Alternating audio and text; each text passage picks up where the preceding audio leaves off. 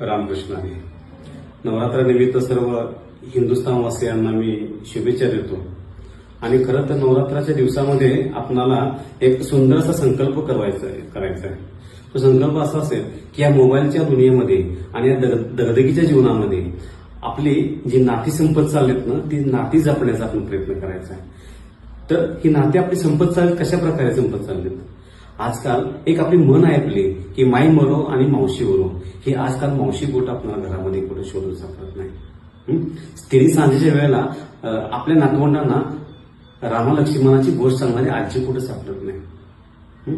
स्वतःच्या मुलापेक्षा आपल्यावरती जास्त प्रेम करणारी आपली मोठी वहिनी कुठे सापडत नाही.